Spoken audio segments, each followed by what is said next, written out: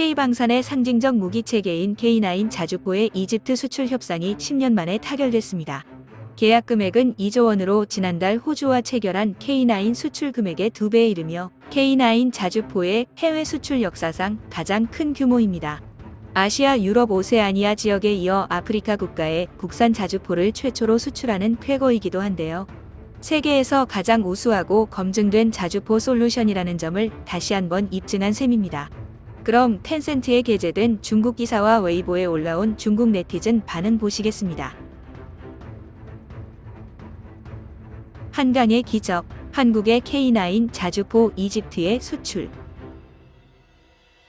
최근 한국의 한화디펜스는 2월 1일 카이로에서 이집트 국방부와 한국산 K9 자주포를 공급하고 공동 생산하는 계약을 체결했다.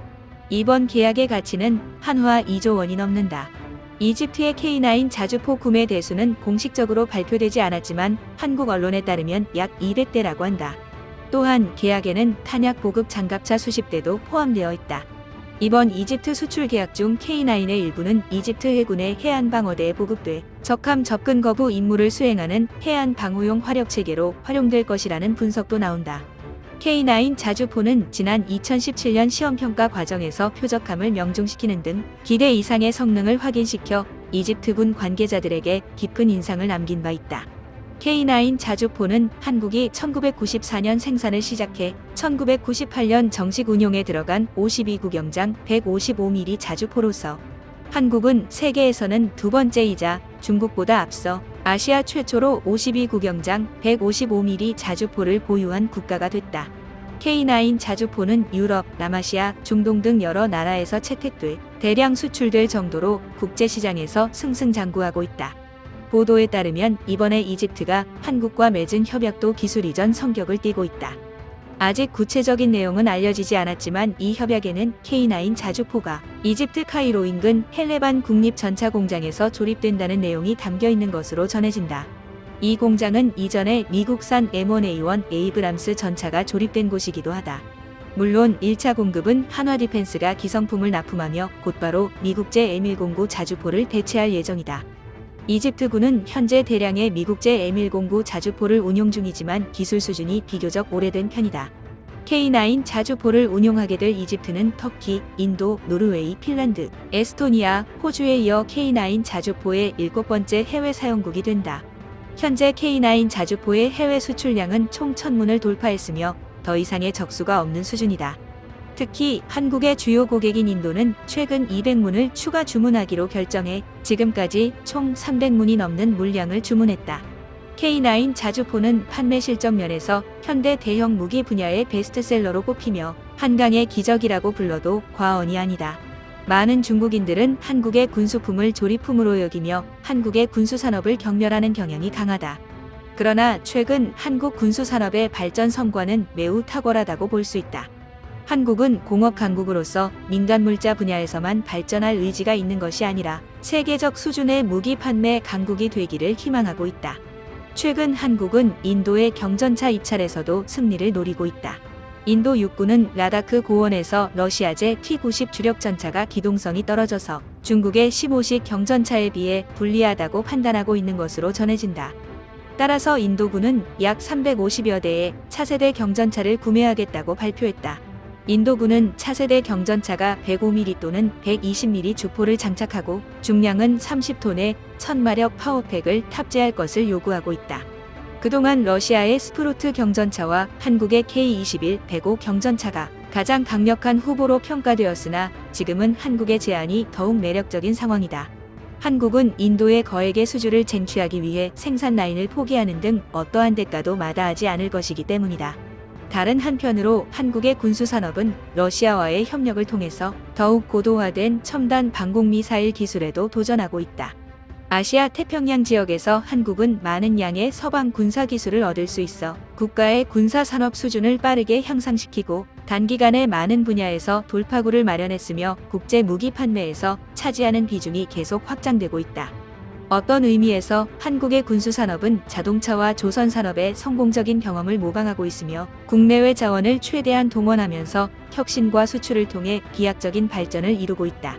한국의 이러한 발전이 지속될 수 있다면 머지않은 미래에 한국이 세계 최강의 군사장비 수출 강국이 되는 것은 결코 불가능한 일이 아닐 것이다. 이와 같은 한국 군수산업의 비약적인 발전은 우리의 경각심을 불러일으키지 않을 수 없을 것이다.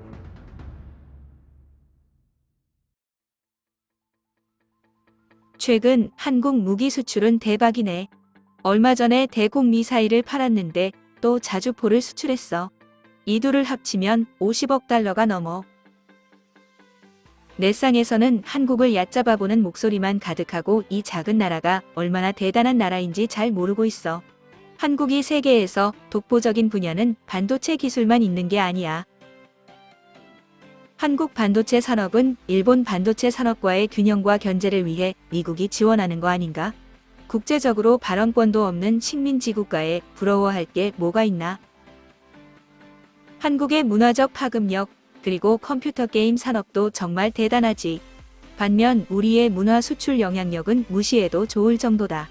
그나마 내세울 만한 건 이소룡, 성룡, 이연걸, 홍콩 영화 같은 외국계 문화가 전부야. 한국의 군사기술은 최근에 빠르게 발전했어. 그리고 터키도 마찬가지고. K9은 조립을 잘했을 뿐 서브 시스템은 한국산이 많지 않아. 하지만 중국은 이러한 판매 방식을 취할 방법이 없어. K9은 정말 불티나게 팔리고 있는데 대체 강점이 뭐길래 그러는 거지? 물건이 좋고 실속이 있으니까. 저렴하고 기술 이전까지 가능하기 때문. 한국은 정치적 리스크가 적어. 자신들과 미국의 적대 국가만 제외하면 어떤 나라이든 수출할 수 있어. 반면 러시아의 무기 산업은 정치적 영향을 많이 받아. 검증됐고 저렴하고 생산 라인까지 수출 가능. 이것이 K9의 장점이고 그 외에 특별한 건 없어.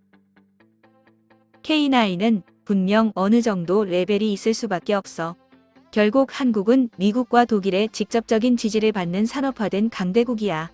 인도도 K9을 구매했는데 우리가 파키스탄에 팔았던 차륜형 자주포와 비교해보면 K9은 적재의 유연성과 정보화 수준 등 우세한 면이 있어. 사실 K9은 현재 나토 체제에서 가장 가성비 좋은 자주포이고 러시아제보다 강력해. 만약 그렇지 않았다면 인도가 러시아제를 거르고 K9을 구매하지 않았겠지. 미국식 체계의 155mm 무한궤도 자주포는 K9밖에 선택지가 없어. 미국제와 중국제는 녹색 페인트를 칠한 오래된 오일 뿐이고 독일제는 터무니없이 비싸. 우리의 PLZ-45로는 경쟁이 안 돼. 주로 기술 이전이라는 조건이 붙었겠지. 그래도 여러 나라의 기술력이 중첩되어서 심도가 깊어. 인도군과 이집트군의 규모는 작은 편이 아닌데 겨우 200에서 300대밖에 안 사네. 155mm 자주포를 대규모로 양성하면 유지비가 정말 많이 들어. 한국 육군이 1200문 이상 운용할 수 있는 건 징병제이기 때문에 가능한 일이야. 한국군이 보유한 K9과 K55는 2000대가 넘고 대부분이 경기 강원도에 배치돼 있는 것으로 아는데 너무 화력이 빽빽한 거 아닌가? K9과 K55의 생산량을 알아봤는데 진짜 깜짝 놀랐어. 거시적 관점에서 보자면 한국은 그렇게 거대한 육군을 양성하는데 막대한 국방비를 지출했고 이로 인해 해군과 공군은 상대적으로 발전하지 못하면서 자국의 군사산업 발전에 심각한 영향을 미쳤어. 한반도는 지구상에서 가장 화력이 밀집되어 있는 곳이야. 이집트는 아프리카에서 가장 강력한 육군을 보유하고 있고 후속 회담을 통해 수천 대의 K2 전차 도입에 대해서도 논의할 거야. 이집트가 M1A1을 버릴 것인가? 이집트에는 아직도 교체를 기다리는 M60 패튼 같은 것들이 많이 있어. 이집트군에 M1과 K2가 있다면 이스라엘을 평정할 수 있을까? 이집트의 전투 준비 상태가 어느 수준인지 모르겠어. 현재 이집트군의 주력 전차는 M1A1이고 2-3천대의 M60, T-62, T-55가 있어. 이 중에서 먼저 T-55부터 500대를 교체할 예정이야. 러시아의 T-90MS 도입 협상은 결렬됐고 이집트는 한국의 K2로 방향을 틀었어. 이집트 전차의 가상의 적은 이스라엘의 메르카바 전차야. 현재 이집트와 이스라엘의 사이는 좋은 편이지만 과거에 맞붙었던 적이 있지. 그 외에 리비아 따위를 상대하기 위해서는 너무 선진적인 건 필요가 없어. 인도도 얼마 전에 200대를 추가 주문했는데 한국제의 강점은 나토 체제 내에서 가장 비용 효율적이라는 것. 가격도 비싸지 않고 성능도 적당하고 나토와 같은 시스템을 사용하는데 사지 않을 이유가 없지. 한국은 여러모로 세계에 큰 영향을 미치고 있어. 생각보다 가격이 높다. 한국의 조리품이 잘 팔리네. 이스라엘과 평화조약을 맺은 이집트는 도대체 누구와 전쟁을 하고 있지? 왜 이렇게 많은 무기를 사는 건데? 아랍의 패권을 놓고 사우디와 경쟁하는 중. 그 두 나라는 서로 붙어 있지도 않고 서로 다툴 이유가 없어. 대만을 치고 나면 중국의 무기 수출이 폭발적으로 증가할 거다.